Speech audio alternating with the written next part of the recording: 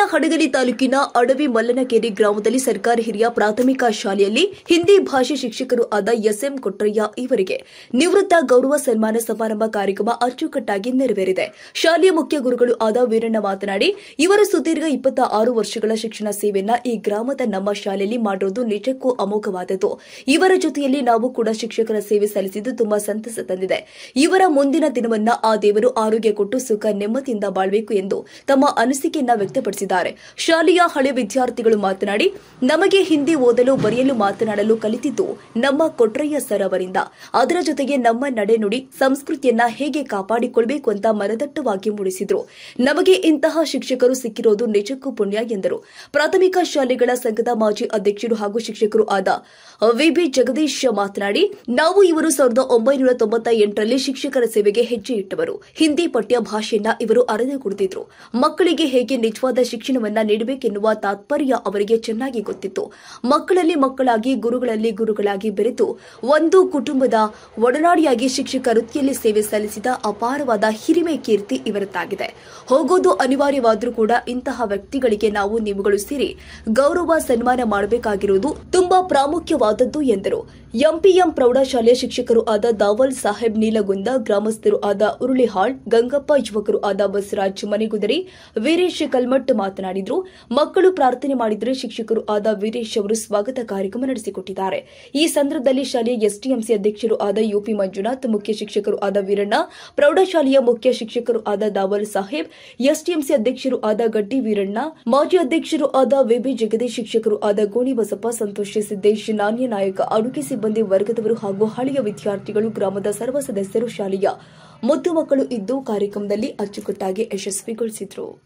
ಕರ್ಮಣ್ಯವಾದಿ ಕಾರ್ಯಸ್ಥೆ ಕರ್ಮಫಲೇತು ಕದಾಚನ, ಕರ್ಮಣ್ಯ ಭೂಮಾತೆ ಸಾಗುವರ್ತಿ ಕರ್ಮಣಿ. ನಮ್ಮ ಭಾರತದ ಮಹಾಕಾವ್ಯಗಳಲ್ಲಿ 2 ದೊಡ್ಡ ಕಾವ್ಯ, ರಾಮಾಯಣ ಮತ್ತು ಮಹಾಭಾರತ. ಅದರಲ್ಲಿ ಮಹಾಭಾರತ ಪೂರ್ಣಿಕರ ವ್ಯಾಸರ ಬರ್ತಕ್ಕಂಥ ಗಣಪತಿ ಪರ್ವ ಇರ್ತಾರೆ. ಆ ವ್ಯಾಸರ ಮುನಿಗಳಿರ್ತಕ್ಕಂಥ ಸಂಕ್ಷಿಪ್ತ ಕನ್ನಡದಲ್ಲೇ ಬಿಡಿಸಿರ್ತಾರೆ. ಇದಕ್ಕೊಂದು ತರ್ತಾರೆ. ನಮ್ಗೆ ಮೂಲ ಹೇಳ್ತಾರೆ, ಮುಗ್ತಾರೆ. ನನ್ನ ಹೆಂಗೆ ಬುದ್ಧಿ ಬಂದಿದೆ ಶಾಲೆ ಮನೆ ಹೇಳ್ತಾರೆ. ನಮ್ದು ಹಟ್ಟ ಹೆಸರು ರಿಪೇರಿ ಮಾಡ್ತಾರೆ. ಸ್ವಾಮಿ ಮಾಡ್ತಾರೆ. ಕಚೆಗಲ್ಲ ಕಚೆಗಲ್ಲ ಮಾಡ್ತಾರೆ.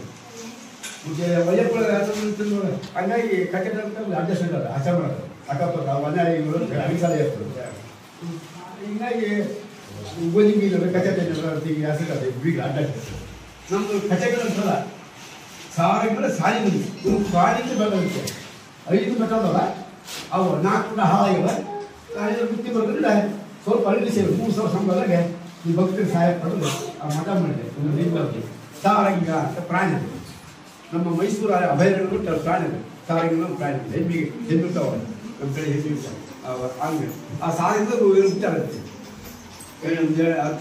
ಅದೇನಿದೆ ಹಂಗೆ ಸಾರಂಗ ಶಾಲೆ ಬಂದಿದ್ದ ಆ ಗುಡಿಯಿಂದ ನಮ್ದು 4 ಮಂದಿ ಜನ ಈ ಭಕ್ತರ ಒಂದು ಕುತಂತ್ರ, ರಾಜಕೀಯ ಕುತಂತ್ರದಿಂದ 4 ಮಂದಿ ಹೋಗ್ಬಿಟ್ಟು ವಾಲಿಸಕ್ಕೆ ಮತ್ತೆ ಹೋಗ್ತು.